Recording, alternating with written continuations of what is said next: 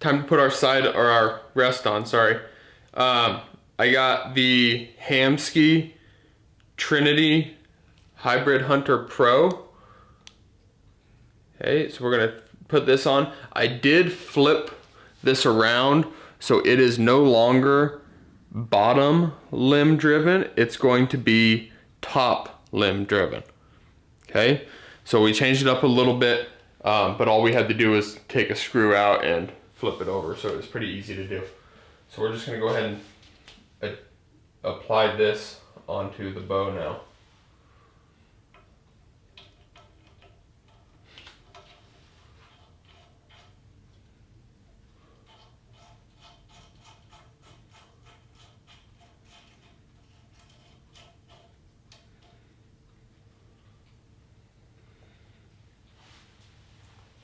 Let you do your work.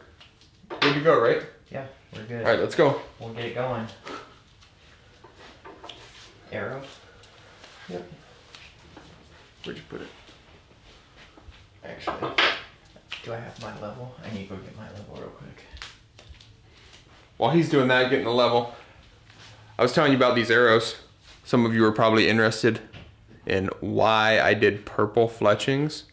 I let my daughter choose one thing off my whole bow, and she chose purple fletchings. So that's why I went with that. So it has a little bit of meaning for me. My daughter picked those out.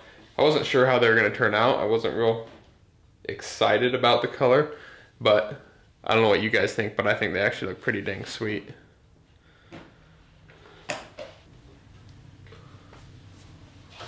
Pretty level, I'd say. Yeah.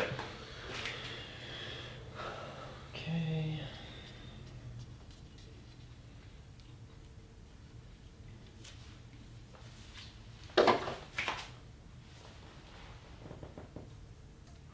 Run our set screw in.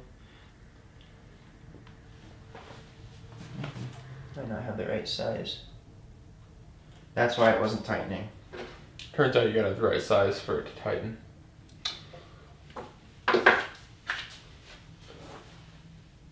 There we go.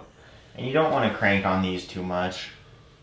I know there's guys who will really just get after it.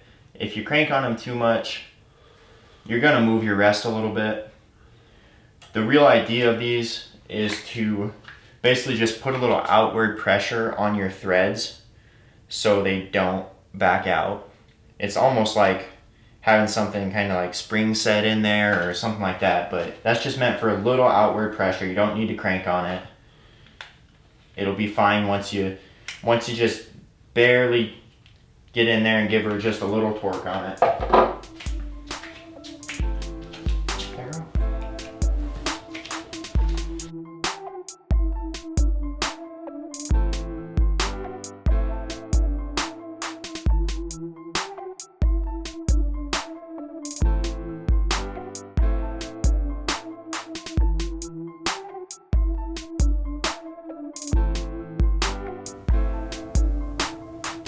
If you got a hair more, I'd take a hair more. Oh yeah, that's what I like to see. All right, good to go now. All right, so like you heard, I forgot my manual at home, but it is 2019, so we got the manual pulled up here online. Talks about center shot here, says align the arrow with the rest so that it falls through the center of the grip. 13/16 of an inch from the inside of the riser can be used as a starting point, but may require some fine tuning. So that's where we're gonna start. And we are actually right there. We're right at 13/16 with it, just putting it on there. So another thing I like to do, and obviously all of this is just a starting point, is when I put these arrow rests on, I normally try to go like a quarter to a half a bubble canted forward. Just a lot of them seem to shoot better that way. That's kind of a well-known thing in the industry. Just any fall away rest, a good starting point is going to be not exactly level. So now I've got the rest on, and we'll move on. We'll tie the rest up. We're gonna tie it to the top limb. That's That's my preference. I like tying it to the top limb because if you think about it, if you tie it to your bottom limb, the only thing protecting that cable is going to be your arrows. And if you tie it to your top limb, you have your quiver coming all the way up through here. You're going to be able to protect it a little bit with that hood of the quiver. Yeah,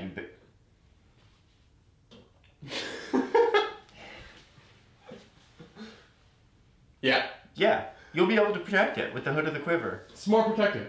Just more protective in general. It really, other than that, as far as performance goes, it doesn't matter. Okay, No. we're strictly doing it for the protection of the cord that will attach us. Is the only reason. Is for the protection of it. Performance, it makes no difference whatsoever. I don't know what to call it. Am I on camera? You're on camera. Okay, so we'll tie this up there. I'm gonna pull this spring off first. I like doing a loop on this end, and the only way you're gonna do a loop on this end is if you pull that spring off and thread it through the loop. On these new Hamskeas, they went to this new tightening system. I don't know for sure exactly what it's called, but on my Hamskea, they have a little clamp, and you end up with a whole bunch of this cord hanging off to the side because I don't want to cut it just in case I need it. So I end up just tying it up the string. But on these new ones, they've got this new tightening system where you just slide it up the string and you don't have to cut the cord. So I'm pretty excited about that. I might see if I can get one of these for my Hamskea and give her a little upgrade. So I'm going to take this spring off here.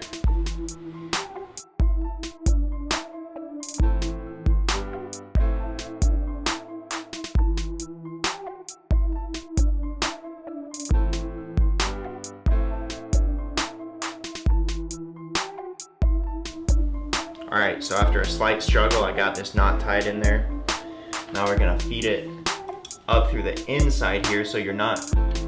I'm out. You know what I should probably do? Probably put this on there.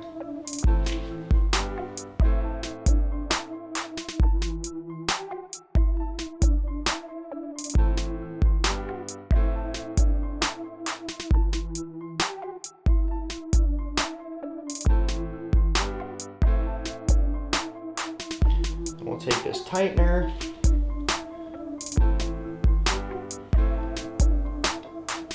We'll pull.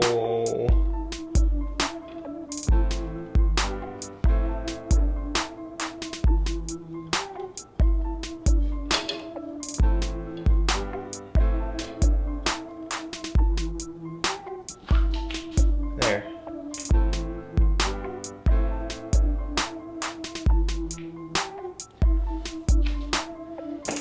There we go.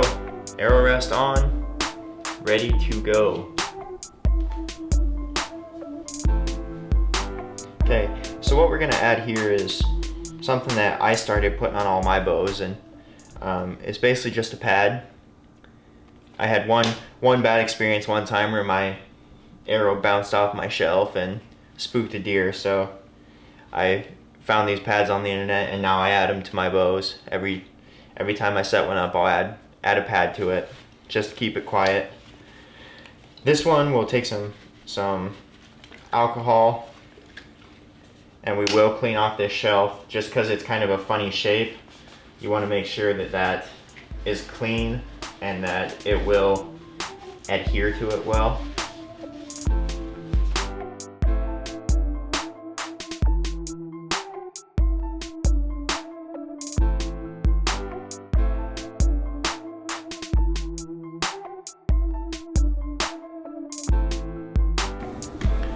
See if I can get some light on it for you guys.